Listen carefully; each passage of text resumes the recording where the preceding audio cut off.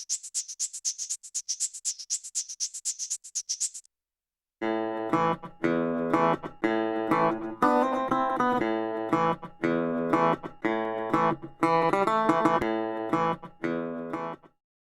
morning.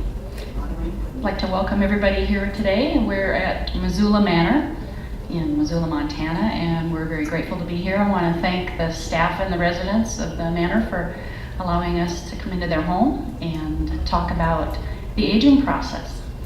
And my name is Cindy Garthwaite, and I'm a professor of social work at the University of Montana. And I have with me my students who are in the social gerontology course. And the students are social work, psychology, sociology, health, biology. And we also, I see, have a few of the residents of the manor joining us as well. And so we're grateful to have them, and also you. And this is our panel of experts. You might be wondering what I mean by expert when we talk about aging.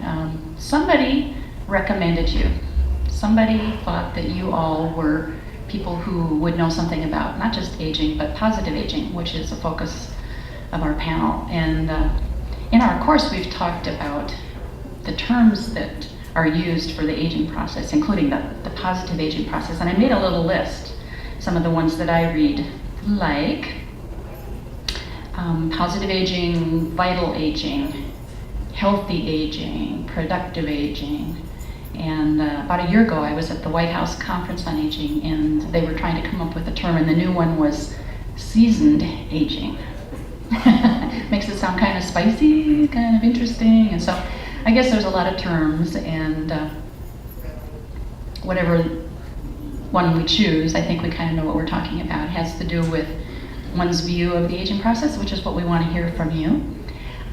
And also, before we start, I wanted to introduce one other person who's been helping us set up, and that is Marcia Hauk, and she is the service coordinator here at Missoula Manor, provides many social services to the residents, and she and Joyce Anderson, the administrator, invited us here for this, and I have to say some good things about Missoula Manor.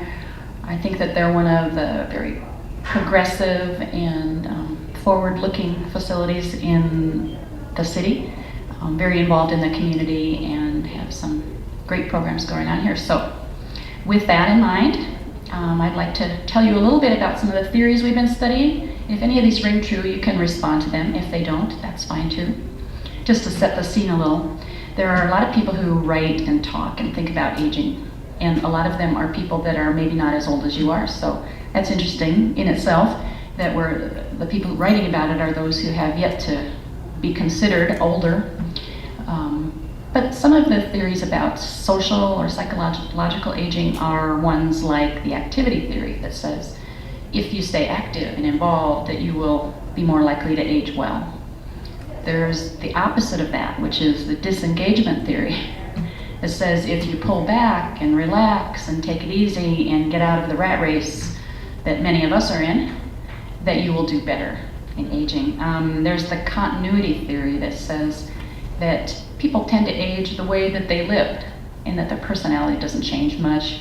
In fact, the kind of the layperson's way of describing that theory is more so theory. And that means we are who we are, only more so over time. Another one is social constructionist theory, which says that we can construct our own aging in spite of what's going on around us. Even if we lived in a society that has very negative attitudes towards aging, for example, or perhaps we lived in a country where there isn't much in terms of a retirement system or a financial safety net, that we can still construct our own aging. We can be positive even if everybody around us isn't. That part of the aging process, or maybe a lot of it, is up to us. Let's see, before I forget a couple, there's another one called the social exchange theory that says we don't age in a vacuum, that we age in relationship to other people, and that we offer things back and forth. And some people would say, those who don't really understand, I think yet, that older people don't have as much to offer because they're retired and that sort of thing. And so I hope that you might dispel that a little, because you have a lot to offer, and that we learn from each other. There's also political economy theory, which is a very large-scale theory that says that the aging process is influenced by what's going on around us politically and economically.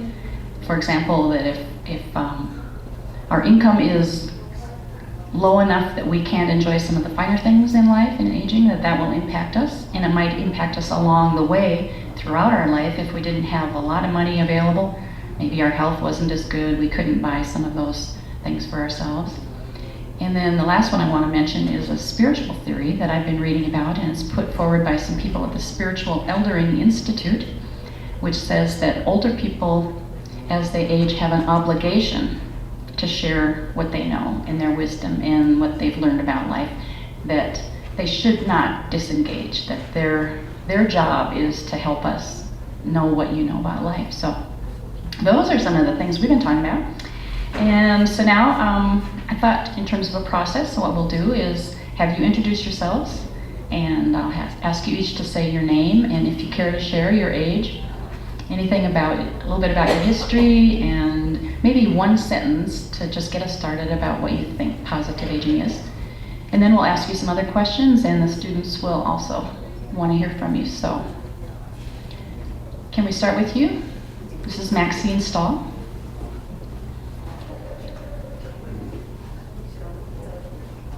My name is Todd. You can hear me? Yeah, of course. Is it on? We'll get that in a minute. And try it again.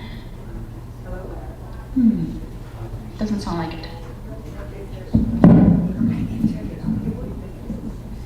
you want to put it on and off? Where is it? Oh, here. Now it should work. That's good.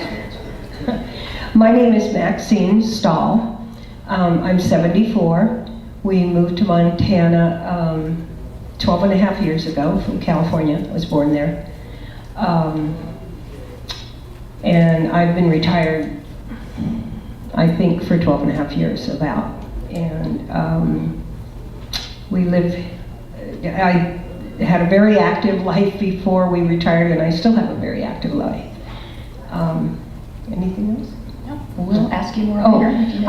I will say this. I've been married to this person over here for 55 years. I've known him for 60 years. Congratulations. Whoa! I get the medal for that. I'll give you to him. Oh, we have 4 kids and 7 grandkids. Thank you. My name is Paul, as you can tell. I've got so much to say, I'm going to take up the rest of the hour and a quarter. I'm 77. I've lived a good, healthy, for the most part, life. I'm very happy to be involved with these kinds of things, which we've done before. I think it's good for both. I'm a proponent of the stay busy every minute that you can, do all kinds of things that you want to do, and you'll grow old better, longer, and everything else. I think it's a shame when people sort of give up the ghost when they retire and sort of drift. And I've seen it, and I've seen it take its toll.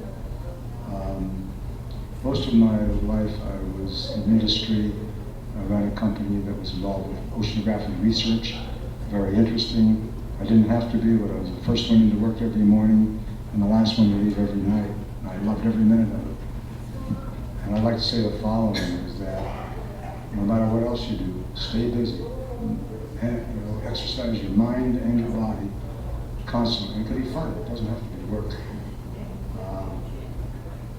The thing I always say is live well, doesn't have to be expensive, love much, and laugh often. And those 3 things alone will make your lives better.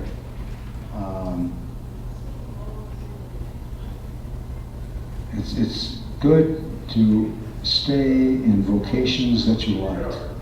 Get involved with something that you really love and want to be there first and last to leave. Don't fight it. A lot of people say, "Oh, I can't change because this, that. If you're living every day in hell, you're not going to enjoy that very long. So be careful and do that. Also try to leave something behind. Something for people, something for your town, something for anything. In other words, try to contribute. I feel comfortable with the kind of volunteering I do because I feel like, I owe that. And many of us help. Thank you. We'll get back to you too, don't worry. I'm Hilda Bloomquist. I have been a registered nurse and health educator all my life, taught community classes. I now in my retirement have another career. I am a guest lecturer on cruise ships, lecturing on health-related topics. I agree wholeheartedly with the philosophy of this man next to me. I think the key to a positive aging aspect of our life is staying connected, staying engaged, leading a healthy lifestyle which involves a good sense of humor, laughing heartily and often. So some of those are the key.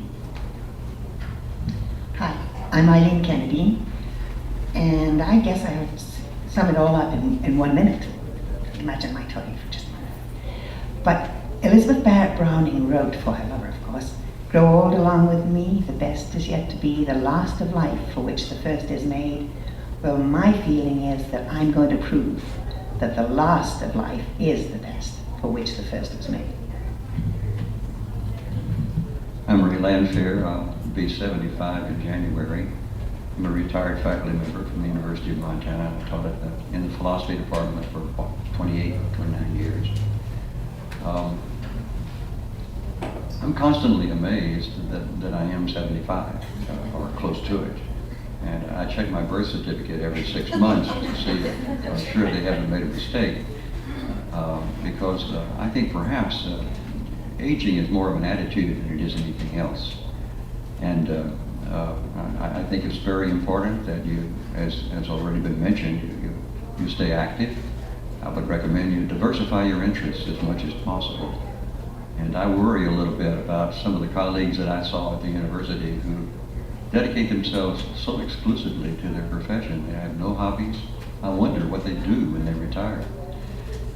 I play tennis, I fly fish, I'm an amateur photographer, I'm a handyman. We're in the midst of renovating our house right now. I just got up off the floor coming here, scraping linoleum off of the bathroom to get some new stuff in there. And you're certainly correct to say that laughing is important, but it's not just laughing. You better learn to laugh at yourself. It's very, very important. My name is Dorothy Erickson, and I'm 83 years old. I grew up in North Central Washington, and I have 4 children, and when I began to have my children, I felt an overwhelming responsibility that I knew I needed help, and that's when I came to the Lord Jesus Christ. And through Him, and He is the most important element of my life. At age 40, I went back to school. I admire all of you for your college degrees, which I didn't get, but I did go back to school at the age of 40 and became an LPN and worked for 25 years as that, and it was most fulfilling. This is probably one of the most happy, content part of my life. I've learned to be content with whatever I have, and I have no responsibilities and no worries. I have everything I need, and I'm well cared for, and I am truly blessed. Well, enough said. I don't think we need to stay here for another 45 minutes. So that was wonderful. But actually we will. So I'm going to start with a question that I know you might have been thinking about, and that has to do with some of the common misconceptions about aging, maybe that you had or that you have noticed that other people have. And anybody who wants to respond can, and Ray has the mic, and so I think he gets to start. I think that's what that means. All And then- right. Okay, and then anybody else, just raise your hand. I can speak to this only out of experience. I'm trying to think back when I was 30, 40, 50, and how I conceived people who are now my age or older, to be old in what I thought that amounted to. And I've simply been increasingly surprised that I don't at all feel the way that I thought I should back when I was 40. As I said to you earlier, I have to check my birth certificate every now and again because I just don't believe that I am the age that it says I am. I don't feel it. I think that's one of the misconceptions, is that somehow you think elderly people are in need of help. I can take care of myself, thank you. That somehow we grow a bit dim-witted. I don't think so. Unless you're struck by some illness that causes that, but people are susceptible to that no matter their age. It's just different than what you imagine. It's not at all bad. I like very much your comment that this is the best time of your life, and it is mine.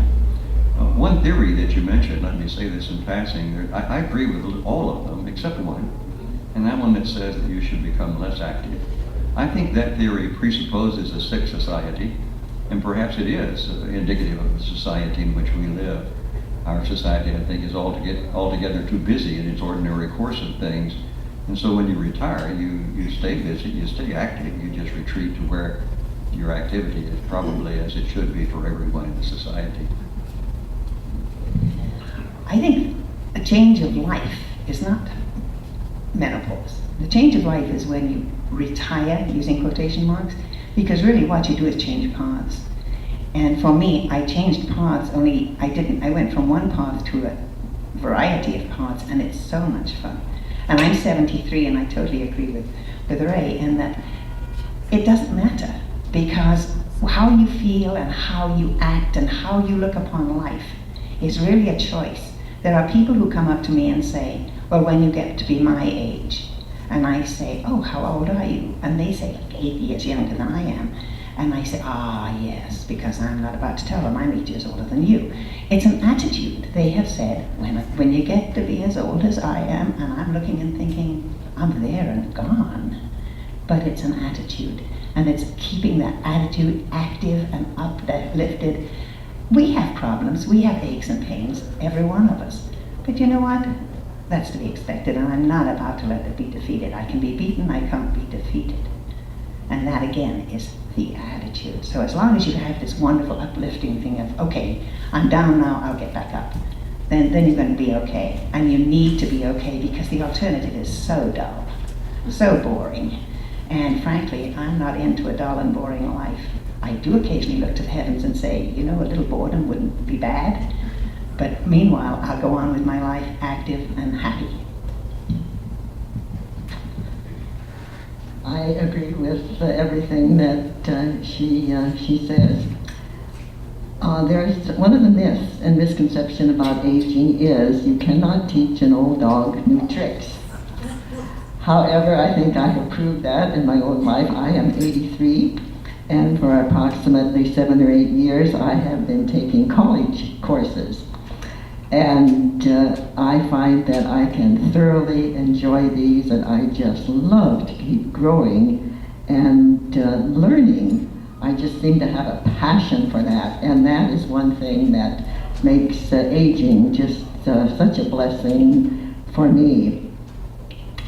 I feel, as Dorothy said, these are wonderful years. In fact, my retirement years have been, I can say, the best part of my life. First part of my retirement years, I was a writer. I still am doing some of that. So we don't have to think of ourselves on the shelf. We can still be productive citizens, and we can still, at this age, make these years the best years of our life. A positive attitude goes along with this. I've read that an attitude can either build us up or beat us down, and we're in control of that. I can't add much to what's been said. I think that one of the things that's always struck me is that all people, generally, tend to connect their absolute age with how they're going to live their life, how they're going to live their lives, and how they're going to age. And I think that has almost nothing to do with aging if you don't concentrate on it. If you get hooked on saying, well, I'm 52 and I can now get cheaper tickets for this and so forth, or I'm 55 and this happens, and they keep harping on the age thing, pretty soon they'll be old, and they're not old yet. I'd just like to give you an addition to what everybody has said, because what they're saying is absolutely the way I feel too. But one of the misconceptions, I think, is that when you look at me, you think I don't understand what you're feeling because we're a different generation.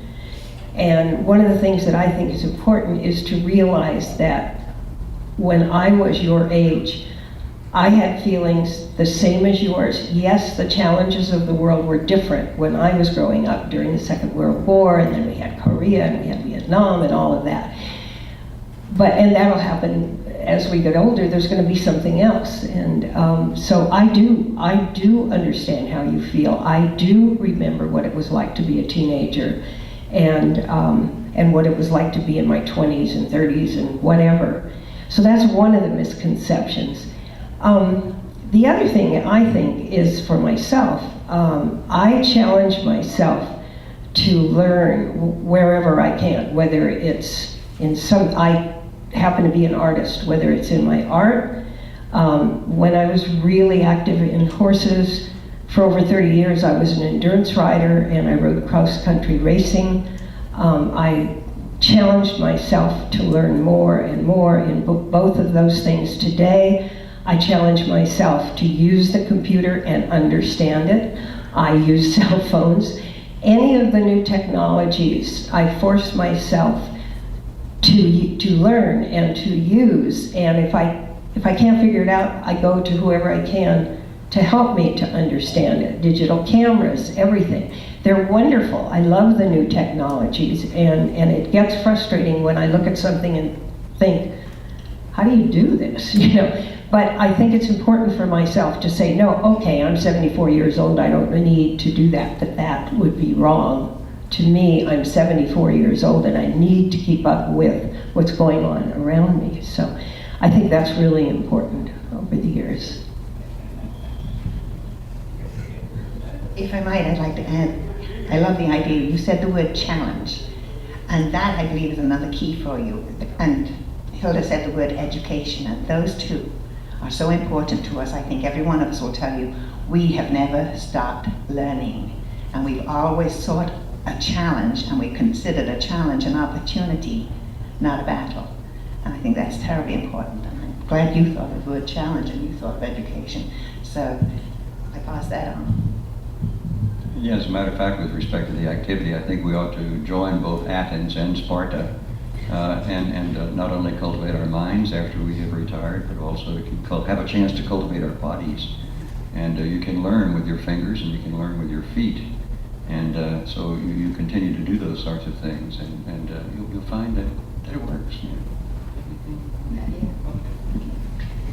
I wanted to follow up a little bit on something that several of you mentioned that made me think about how aging is not just something that starts happening at age 60 or 55 or 70 or whatever, that we're all aging all of the time, and that the quality of our life is partially, at least, dependent on what we do before we become old, whatever that is, psychologically or socially, and the choices that we make, the attitudes that we have. So in terms of advice for people that are younger than you, you have any ideas about how to live your lives along the way so that aging is not negative or surprising or any of that? Well, I would emphasize what I've already said, and that is to work very hard at diversifying your interests.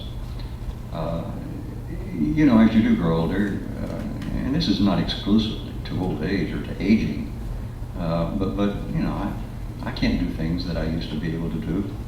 I know that when I'm playing tennis and I see the ball coming, my brain says, feet move, and my feet say, are you talking to us? And so, you know, therefore you really need to diversify your interests in order to compensate for the things that you're no longer able to do by being able to do other things. And life warranties on very richly that way. I would say make good choices and be a responsible person. And God has physical and moral laws, and if we follow them, we will be blessed. And it's so important to recognize that you can be happy in whatever circumstance you're in, and you can find a way to be productive in your life wherever you are and whatever age you are. And let's not forget guilt. When your choices have not been as you would wish you had made them, you do not then start carrying this hideous amount of guilt. You learn from it and you move on. And I bet every one of us really enjoyed learning when we were younger too. And it is a matter of the mind, because when I was 34, my mother was over here visiting, and she said to me, I said something that annoyed her, I can't remember, it was easy to annoy Mom. And she said, well, she said, you know, you're no spring chicken. And I said, Mom, I'm 34. She said, yes, you're getting on. It's all a matter of the mind. As a nurse, I would like to emphasize the importance of lifestyle. As we age, when we reach this age, we are either reaping the benefits of having lived a healthy lifestyle, or we are suffering the consequences of not taking care of our lives. I have the good fortune of having put forth a great deal of effort to take good care of myself down through the years in terms of diet and exercise. I have just been very adamant about those, and today I can say I am reaping some of the benefits of that. Also, along with that, I attended a conference one time and learned, and this underlines what my friend next to me said, that if you exercise your mind and your body at the same time, it's much more beneficial. I do that by memorizing and going over reviewing Bible texts and other things that I have memorized, such as a list of the presidents. So I constantly have my mind working as I'm exercising, so that can be beneficial. Also, I would like to underline the importance of enthusiasm as we go through life, and especially keeping that as we grow older, along with a sense of humor and positive self-talk. We need to start that when we're young and continue that as long as we live. Build ourselves up and just never allow negative self-talk to have any part in our lives. And also I would like to underline what Dorothy has said, the spiritual component. I think that is extremely important. They have done studies and they find that people who have a faith and who are church members are much better adjusted in life and live longer, happier lives. I was just going to mention a little statistic to Hilda in regard to the lifestyle and taking care of yourself along the way. I'm pretty sure you know this, and I've been telling the students that the research says that in regard to longevity and quality of life in terms of physical health in older age, that 2/3 of it is due to lifestyle and only 1/3 is due to genetic factors. So we can't blame everything on our parents and our grandparents. 2/3 of it is really within our control. So thanks for mentioning that. Paul? I think one of the other ingredients that's necessary in making your lives better, happier, safer, what have you, as you get older, and that is to make friends and to keep them. Friends and relatives are a critical part, I think, of how you grow.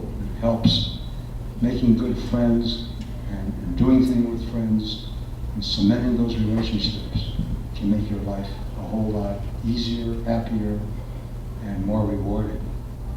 And I think that, you know, like, add that in with all the other things we've talked about. And I wanted to say that in one of these, what are the positives and negatives about the aging process? One thing that's a negative is everybody loses their hearing at our age, you know. And that's really frustrating. And you get this situation of where your hearing is down, but it's not down enough to have a hearing aid, because I would have no problem with a hearing aid if that would help me. And I've said to the doctor, what do I do when I can't hear people? He said, tell them to talk louder. And if you notice, everybody screams at everybody these days. Anyway, one of the things that I think is really, really important is something everybody has touched on, and that is lifestyle. And by that, I mean what you eat, you know, without being fanatic, but recognizing what's not good for you because you know it.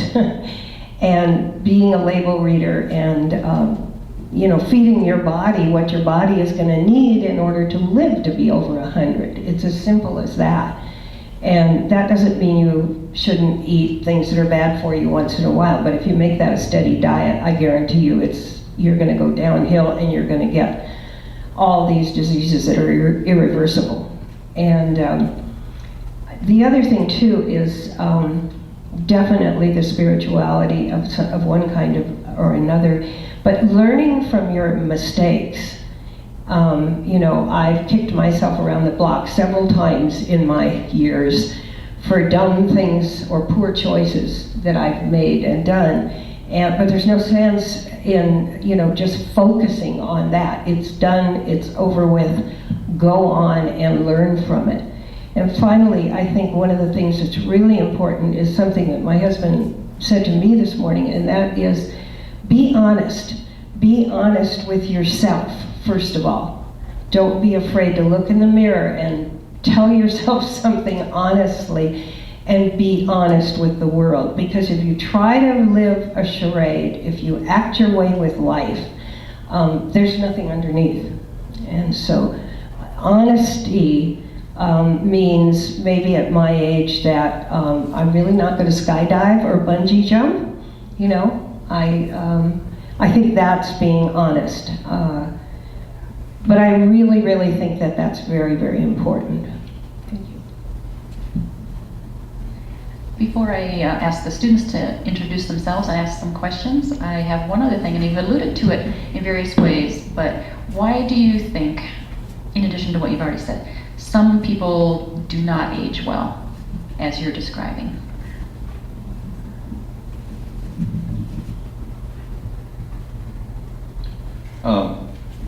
I'm struck by the references to being spiritual. I think that's very important. There are a lot of different ways you can exercise your penchant for spiritual life. It's always struck me that the word religious, when you think about it etymologically, it's R-E, which means again, and lig, where we get ligament, obligation, ligament, etc. The word etymologically means reconnecting. And I've always taken that to suggest that the spiritual life is one, it's among other things, it is one where we can adjust to changes and be able to accept changes in our life. And as the world changes, we need to accommodate ourselves to the changing world. As our physical body changes, as we chronologically add years, then we need to change our activities and be able to modify our lives to meet that. And so quite frankly, I think in answer to your question, you can tie that in with the notion of living spiritually, being prepared for change, not being stuck in a rut.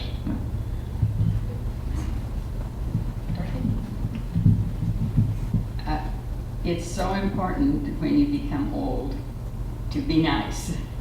It's not a good thing to be crotchety or critical or negative, so you don't all of a sudden become a nice old lady. You build from your mistakes, correct those things that you've done that are wrong, and your attitude, and it's so important to be a nice old lady. Guys might try that too. Tolerance. If there's anything I would say, it's tolerance. We need not to be intolerant. We need to understand that there are so many paths. The thing I love most about this spiritual quest that I'm on, and have been for many years, is that I have discovered that, be it Allah, Krishna, Buddha, God, it's all one God. Everybody says there's one God. Everybody says there's one creator. It must be the same one. But it's a spiritual path, and you'll find your own. But having one, there's nothing like it. So have that, and tolerance of all other beliefs, while not affecting your own, rather affirming your own, is a great, great activity.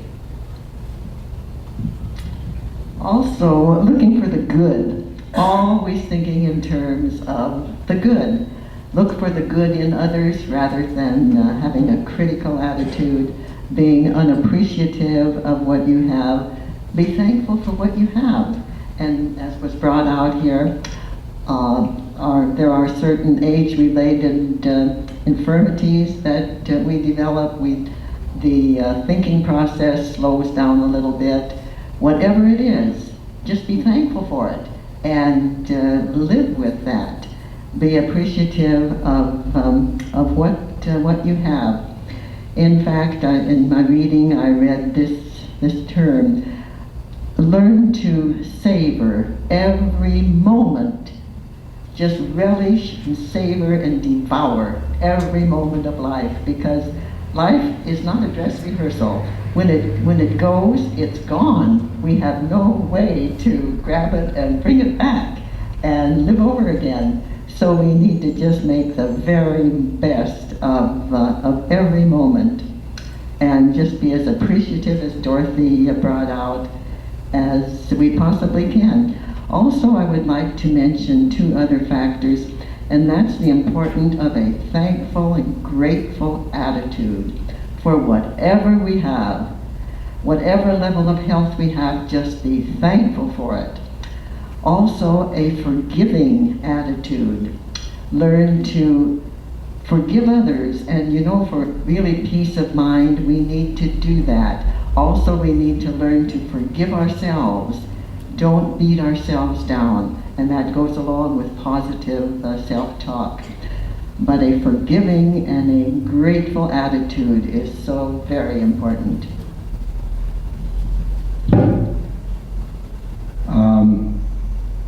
I think that the primary problem with people not aging well, happily, making the most of life and so forth, they're the kind of person that finds fault with everything. And those people age badly, because it's not going to get better for them if they're going to find fault with everything. It summarizes some of the other things that some of the panelists have said, but I think that's, if you put a big category together, that's one that's got to be looked at. You're going to find fault with every little thing. You're going to not have any fun, not have time to have the fun you should have when you're growing older. About 50 years ago, when I was in my 20s, I had something happened in my life that made me get very introspective. And I came up with something that I've taught my children, and I share with others who are interested, and that is, you have to always remember that life is what you make it. And if you think of the Holocaust and all the horrible things that may have happened to you or other people, you can't control. That's random. It's going to hit you. Something is going to happen in your life, but life is what you make it. And you have to learn to live for the day, one day at a time, and to have faith in yourself. There's no reason not to have faith in yourself. And finally, if you can learn to live every day as though it's your last, and you know that, you get up in the morning and I've got to do something in this 24 hours because I'm not going to have any more life after that. It'll make you really happy to live that day. The other thing too, as far as spirituality is concerned, I find that nature is very, very spiritual, and that's all around us, and especially living here in Montana. So That's what it was. you like to see who's out here? Hear from them? So I'm waiting for my students, and I'll take anybody who wants to ask a question. And it doesn't have to be just students, it can be residents or staff members that are with us too. So who would like to start? I'll hand them the mic. And in fact, I guess I can't really hand it very well. Okay, why don't you say your name and your major? My name is Tara Scott, and I'm a psychology major. And you briefly talked about it, Maxine, about maybe stresses in your life. But I'm wondering, I'm sure you all have experienced some stresses in your life. Could you explain how you handled those stresses, and if you believe the way you handled them has resulted in your positive aging? Oh yeah, it occurred to me a little earlier that I'm sure that every one of us sitting at the table have had disappointments. And being able to accept change in your life is also being able to adjust to the disappointments that you've endured.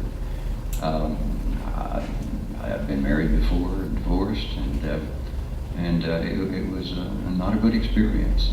Happily married again, and probably all of us sitting here recognize that there were aspirations that we had when we were your age or younger. That, as a matter of fact, didn't pan out.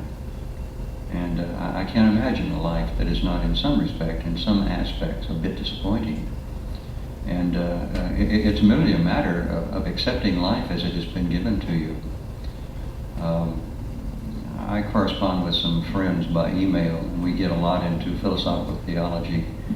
And not very long ago, we asked ourselves, well, what does it mean to have a life of faith?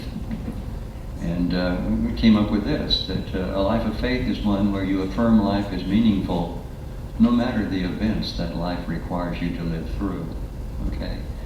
And so, my life has had its disappointments. Certainly it's also had its unexpected joyousness too. And so I've had joyful accidents as well as disappointing accidents. But it's accepting life as meaningful no matter that event that life requires me to live through. It's very much like what has been said before. Don't crab all the time about your life. Accept it as something that is good, and life is good. Life is very good if you just take the moment to cherish not the main events of your life, but also the little ones. The book of Ecclesiastes in the Bible is one of my favorite, and I think the real message of that book is that the meaning of life is to be found in the very simple things of life. It has that refrain. What happens is a great elaborate theory about the meaningful life is given, and then you have that refrain that is Ecclesiastes is so famous for: vanity, vanity, all is vanity. But there's another refrain in that book too, and it is to eat and to drink and to enjoy the daily pleasures of life. That too is the grace of God. And so I've always taken that to say, look at the little things, and you'll find richness of life there. Don't wait for the big things. They're too few and far between.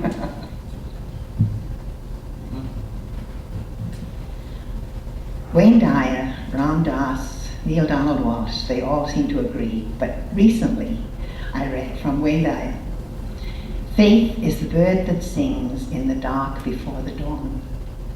And I love that because it is. It's one of those things. Faith is a knowing. Religion is a belief. Beliefs, and people have various beliefs, but they're all good, strong beliefs. But faith, that's in the knowing. How did I face it? When you asked that question, and I was listening to Ray, I really wanted to respond to that. As a child, World War II, okay. As a child, I endured. I survived.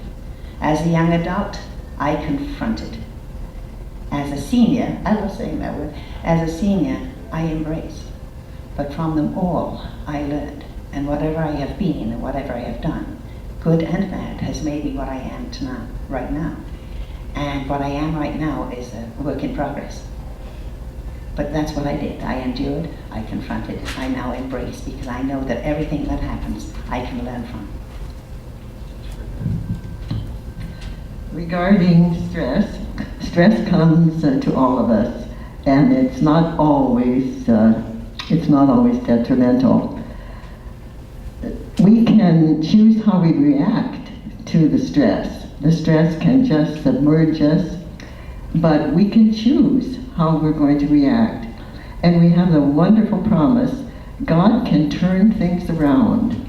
He can make something that is very stressful into something that can be very beneficial. I have had that experience many times in my life, that going through that stress made me a stronger person, and I was able to meet and confront situations later in life. I was prepared for them because I went through that stressful time. So it can have a beneficial effect, and we can choose how we're going to react to it. I had a negative negative time some years ago, and even though I agree with the fact that I'm going to take care of myself, I got no problems, I'll ask you if I need some help.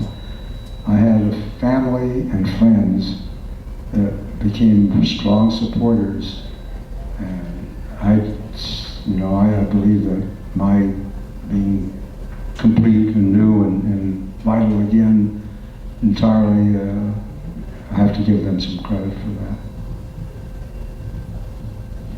And I think one of the strongest things that I can say is, and this applies to anything that has been detrimental in my life, and that is, get off the pity pot. Don't sit on it, get off it. And that's not easy to do when you're going through something awful, either the loss of a loved one, or something about your own health or their health, or financial. I mean, there's innumerable things that can cause us to just want to curl up and just sit there. And that's your choice. You want to stay there on the pity pot, then you're gonna, as I said, you're making your life miserable. And sometimes you have to take the step to get out of the self-pity mode, one step at a time, but take it. And if you can do it for 1 minute, it'll work. It'll be easier after an hour, and a lot easier after 24 hours. But you have to do it yourself.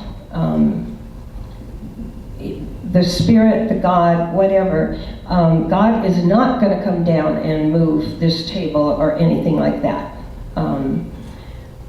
Whoever you believe in or whatever you believe in, you have to help and just have faith.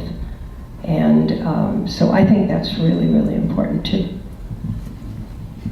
Another question? Come up here and here. Could I respond just a little bit more to that? Because Sure. Maxine used Somebody the come up and get pity, self-pity. And I think it responds to the question too about those who don't age well. Those who don't age well seem to be immersed in their self-pity all too often. So I thought I'd add that because yes, self-pity can be a real crippler, and you just can't be a host to it. My question kind of touches on, I'm sorry, hello. I'm Joanna Bryan, I'm a psychology major. And my question kind of touches what you just discussed, but I'm kind of curious, you all sort of mentioned the common thread of maintaining a good attitude. And I'm just curious as to the exact details. I know you say be strong or whatever, but is it more positive self-talk, or is it prayer, or I'm sure it's probably different for each of you, but what steps do you use to get through those not so positive times?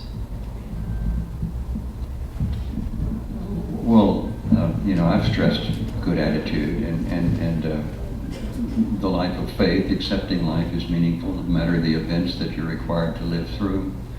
And of course, a very good question is, how do you manage that? I think overall it would have to be said that I've had a lucky life. I lived through the polio epidemic, where we were confined in our own backyard when I was about, over 50 years ago. And we weren't able to get it, and a lot of people did get polio, and they were crippled. I had a friend who on his honeymoon, he went to Mexico. He was married the same day that my first wife and I were married. We went to North Carolina, he went to Mexico, and he came back with polio. And that was on he got polio on his honeymoon. And so I've been fortunate about that. But I believe that is all of what you mentioned. It is talking to yourself, giving yourself pep talks. But it's also staying active. Staying active. And it goes right along, I think, with what the gentleman down the table said too. During those negative times, you sometimes take the arrogant stance that you can work it out for yourself, that I don't need anybody else's help. And I know I had that happen to me once. I think perhaps there are no more arrogant people than faculty people. We think we know it all, and therefore nobody can give us any advice that we haven't heard about before. And during that negative period, that was almost true. No one really did give me advice that I hadn't thought of myself. But that didn't cut the mustard. I needed the help from people. I needed the support. And believe you me, I think one of the most important aspects of a democracy is also a communitarianship, where we recognize that just having the right to vote is not enough. We also must live in community. And that's very, very, very important. Determination. Please don't think because we are all sounding off about our positive attitudes and how grateful we are and all this is wonderful, and we are this. It doesn't mean that we don't have down times, okay? It doesn't mean that we don't weep. It doesn't mean that we don't hurt. It does mean that we don't stay there, that we get out of it. But please don't think that we're all sort of Pollyannas floating around with joy and rapture and angel's wings, because it isn't so. Death and disaster, disease, they've all been acquaintances of mine. And yes, I have been brought down by them. I have been through a divorce as Ray has. I've also been widowed. And yes, it was a hideous path. But the fact was, I had choices, and Maxine and I have both referred to the choices, and we all do. We have choices. You either stay there and actually drown in it, or you decide, I'm a strong swimmer, and you swim right on up again. It's all a matter of choices. Yes, we weep. Don't think we're suddenly saying, okay, we're great. The fact is, yes, but we don't stay in that level.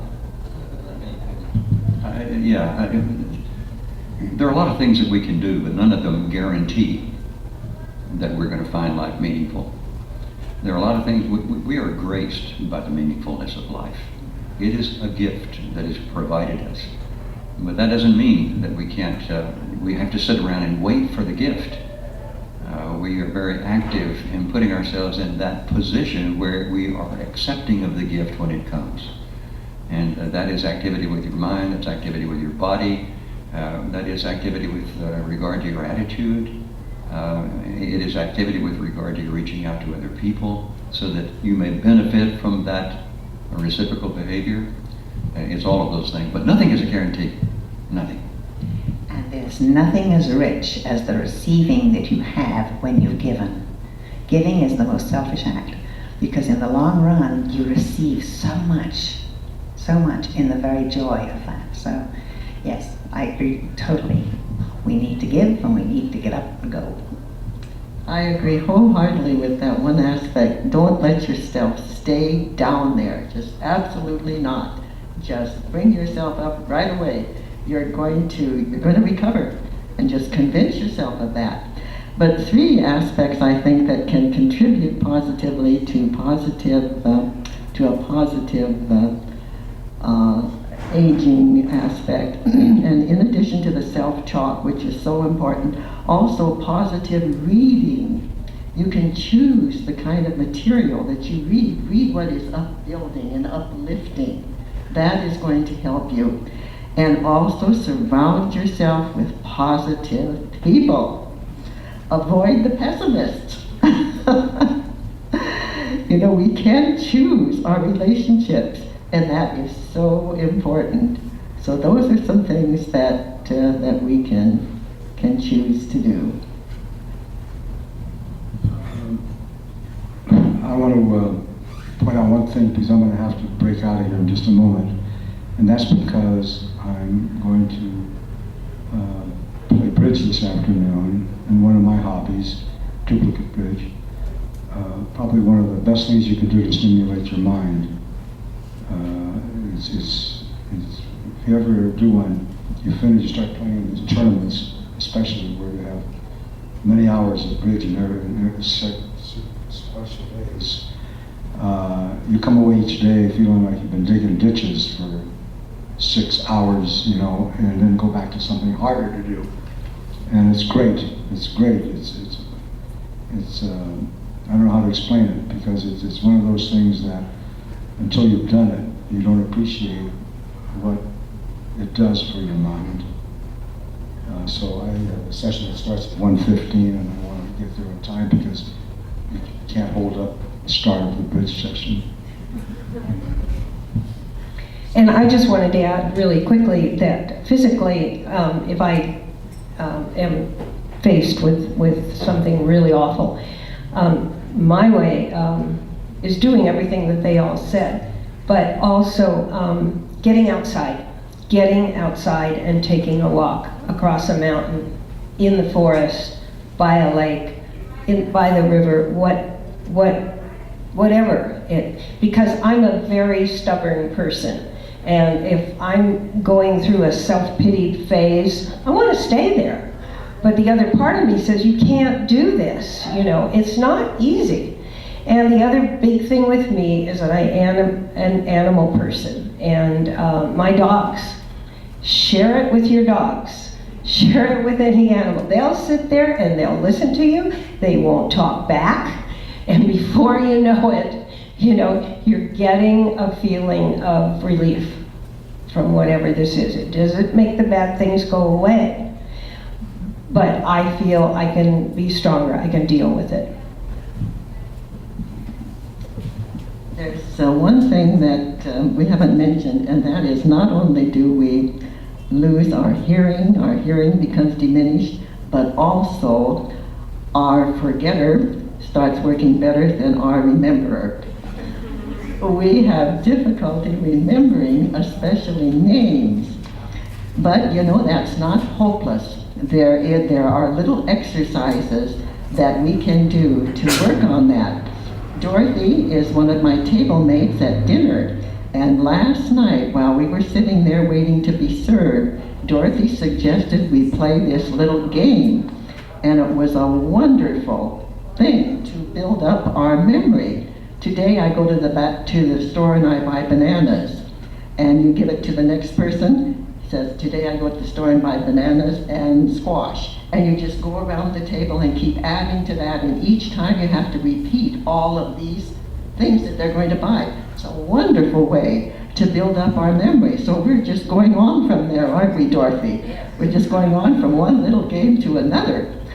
So there are things that we can do to counteract these age-related things that come along. We can also make it an excuse. For years, for eons, exaggeration, I have lost my glasses. I'm always saying, where are my glasses? Now I did this 20 years ago, and I did it 25 years ago, and the children didn't laugh.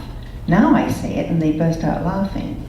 In fact, they have told me that my eulogy is going to be, don't worry about it, Mom doesn't need her glasses. Now if I did it 20 years ago, we couldn't blame age, so I'm not about to blame age now. Well, one of the reasons we forget is because we've got better things on our mind and where our keys are, and whose name is this person I'm sitting in front of. And I found that it's just a lot better off if you say, gee, I'm sorry, I don't remember your name. My name is Ray. Remind me again what your name is. And it's really important to remember, I don't know. I did this with Mike Chesson one day. Mike taught at the university for years and years, and a friend of mine. And I always came up to him and said, well, I'm Ray. And he said, I know who you are. And I said, well, I'm just giving you the privilege of forgetting if you want. The important thing to remember is the good times we had on the committees that we served on, the good times we had at faculty get-togethers and so forth, the good times we had in our political outings and so forth. And so, I don't fret the little things. What you need to do is worry about the reflective part of life, to understand that your life has been good, it's been meaningful, etc. I see our time is about up, and I wanted to thank you and for being so gracious, for sharing your thoughts and ideas, and to Missoula Manor for hosting us. Thank you, Marcia. Thank you. And for the students, I think we've learned a lot. I suppose I want to be humble about this and say that I think you've just covered everything we did in the last 10 weeks of the semester. So you've taught us a lot, and I know there'll be things that we're going to go back and think about and discuss. So I appreciate that very much. I've learned a lot about aging. Did you have another thing to say? Only that in behalf of the panel, and I know they join me, we are grateful to you for letting us come. This is great for us. Thanks for that. So thank you so much for asking us. You're welcome. And we'd like to give you a hand.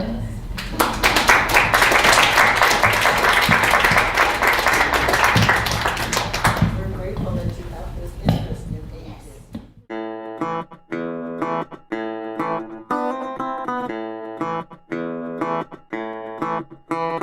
aging.